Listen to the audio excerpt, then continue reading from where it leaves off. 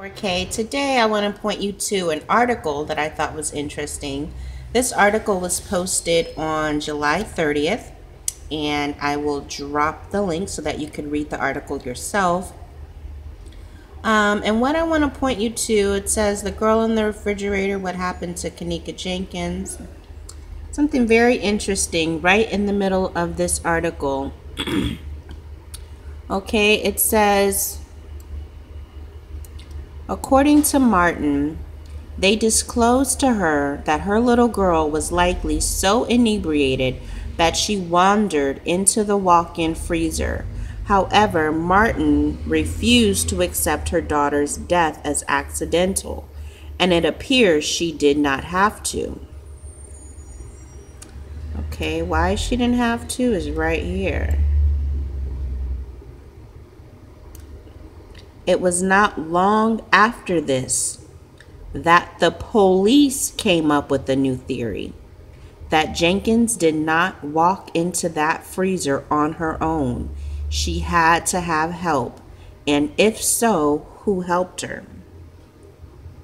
Okay, so the idea that someone led or coached Kenneka down to the freezer was not a theory made up by J4K. Okay, we were led to believe this by the police. Okay, the police came up with a new theory that Jenkins did not walk into that freezer on her own. She had to have help, and if so, who helped her? Okay, this is what they said.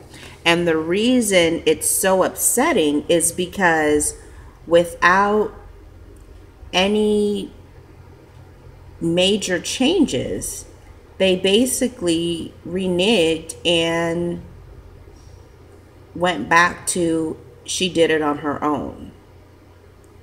Okay, with no further explanation. This is a really good article. You're going to see in here that they mentioned Kenneka's brain was swollen, and they said that is not right here. It says it's not her brain was swollen, but it's not telling of a specific cause of death, which we know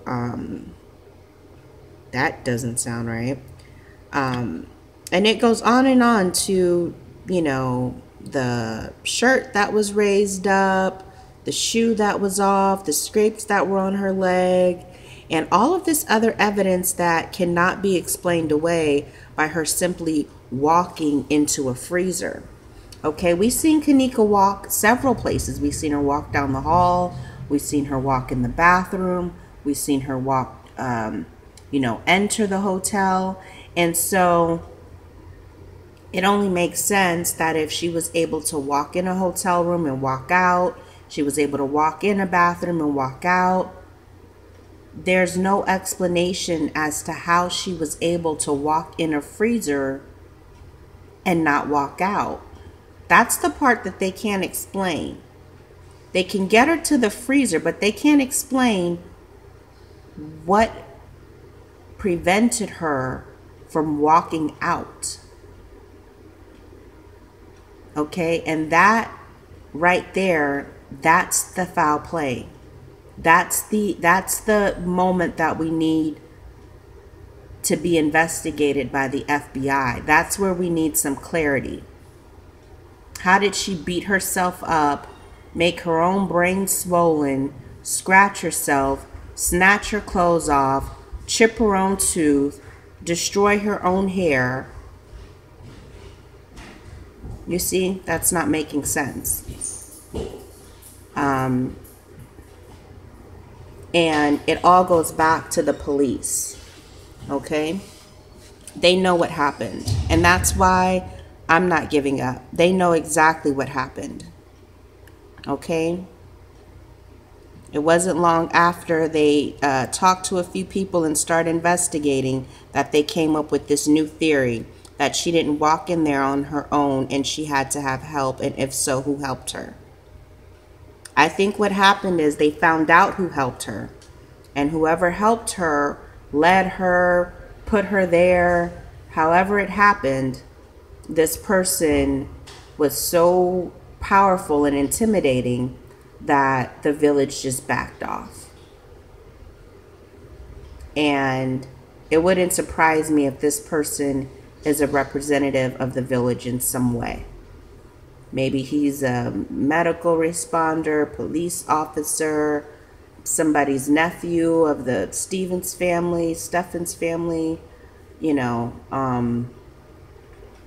in-law, who knows. But